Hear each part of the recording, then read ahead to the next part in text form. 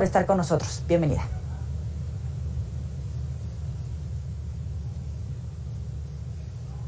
Muchas gracias a ti, Joely, por la invitación a tu programa. Culminada la audiencia, donde se conoce que el presidente Trump supo que la seguridad del vicepresidente Mike Pence estaba comprometida y decidió seguir adelante, y la acusación contra Steve Bannon, ¿dónde estamos en este momento en la etapa legislativa, pero dónde estamos? Esta comisión del Congreso estadounidense que está investigando lo sucedido el 6 de enero en el Capitolio el año pasado, pues ha ido acumulando una serie de pruebas entre testigos, investigaciones, algunas declaraciones secretas, digamos, juramentadas, pero secretas, incluso videos, fotografías. Ha ido construyendo un caso que pareciera incluso como un caso judicial, a pesar de que se trata de una investigación al seno del Congreso.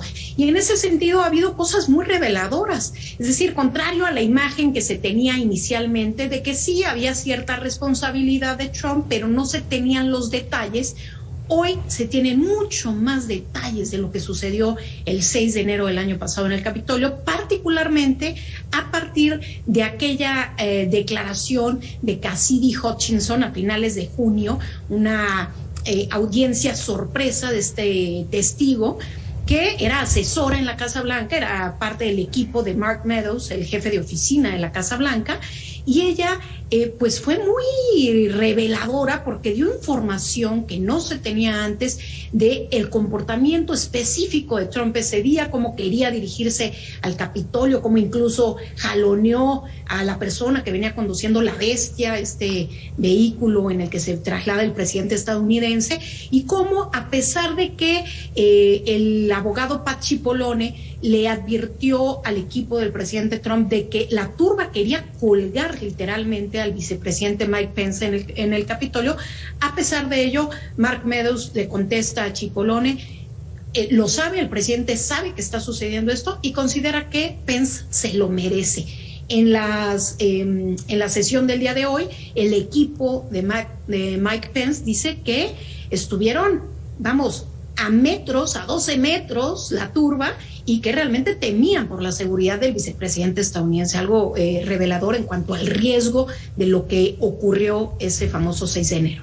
Bueno, y en la mesa legislativa, pues obviamente, con base en lo que tú nos dices, se hablan de delitos como conspiración para cometer sedición, insurrección, fraude, interferir con el proceso judicial. Esto puede llegar al ramo judicial y alcanzar sentencias por estos delitos. El expresidente Trump podría ser acusado criminalmente, y obviamente el desgaste, pues sí puede ser, a pesar de todo, nuevamente candidato para el 2024. Pues en efecto, todos estos a los que hace esa alusión, Joely, pero lo que está sucediendo en este momento, digamos, es una investigación desde el Poder Legislativo.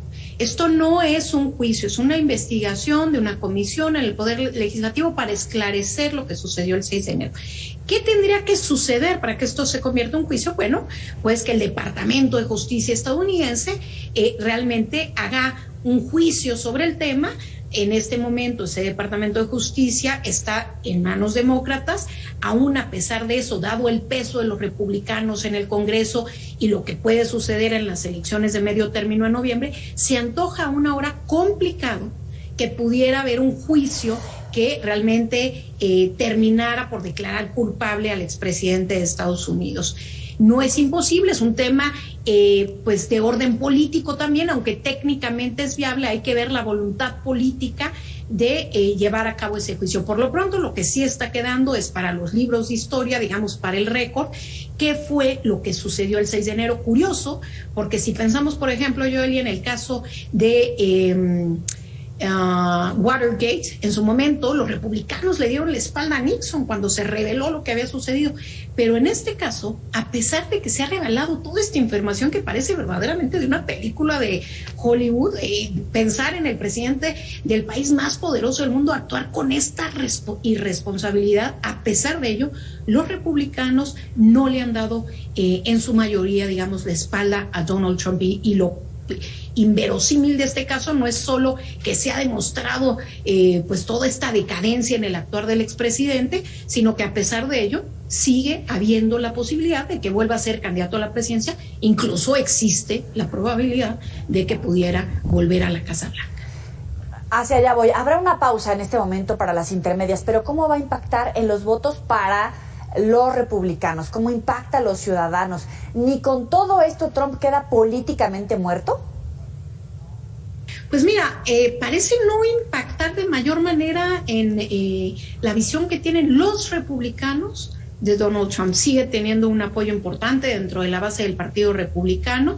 A diferencia de hace algunos meses, hoy se asoman otros precandidatos posibles, como el gobernador de Texas, Greg Abbott, y el gobernador de Florida, DeSantis, que quizás son los más serios competidores. Me parece incluso más aún DeSantis que Abbott.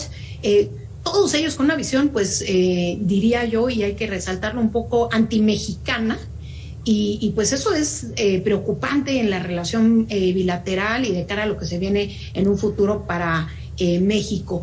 Y sin embargo, hay que ver cuándo se da el anuncio de Donald Trump de su candidatura, si se da antes de las intermedias o después de ellas. Ha habido mucha especulación sobre que sería antes, quizás en el mes de octubre, y una vez que se destape, pues ver cómo se empiezan a barajear las fichas en el Partido Republicano. Los escenarios políticos son muy cambiantes y podría haber modificaciones. Por lo pronto, no parece que estas revelaciones que han sido paradójicamente muy seguidas por la población estadounidense en general y por los medios de comunicación, no parecen tener un impacto importante dentro de la visión que los republicanos tienen de Donald Trump. Ya, eso es lo que pasa en Estados Unidos, pero ¿cómo nos va a pegar, por ejemplo, a los latinos, particularmente a los mexicanos? Porque muchos de los republicanos fuertes, como DeSantis, tienen un discurso antiinmigrante.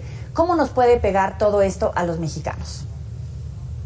Yo creo que lo que te decía justamente, los latinos y particularmente diría yo los mexicanos, la relación con México, pues en este momento no tiene grandes voces que lo defiendan en el Partido Republicano. Estas voces de estos tres líderes republicanos son bastante anti-migración, anti-latinos, anti-mexicanos, y en ese sentido, pues no es un buen augurio que los republicanos vayan a cobrar más fuerza en el Congreso. Todo parece indicar que la escasa mayoría que tiene el Partido Demócrata, que tiene 8 legisladores más que los republicanos en la Cámara Baja, podría muy probablemente perderla. Yo diría que prácticamente es un hecho, y en el Senado pues prácticamente está 50-50, dado el desgaste que ha tenido Biden en el tiempo de su gobierno y todas las recurrentes crisis que ha vivido, ¿no? La caótica retirada de Afganistán,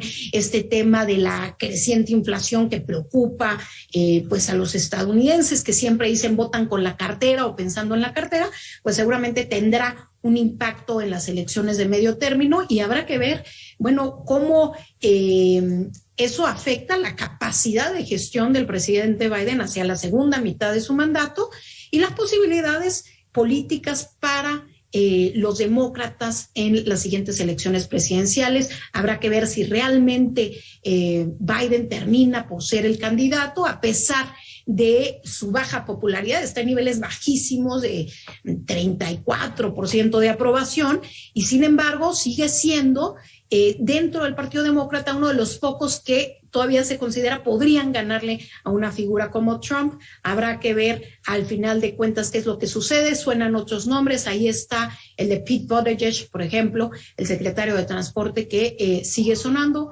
Es todavía prematuro decir quién será el candidato en uno y otro lado. Mucho, Brenda Estefan, por estos minutos para el auditorio de Mega Noticias. Muy buena noche. Joely, gracias a ti por la invitación. Un gusto haber estado con ustedes. Sabe que puede recuperar estas y otras entrevistas en los próximos espacios informativos y también en las redes sociales. Ahora sí, vámonos con otros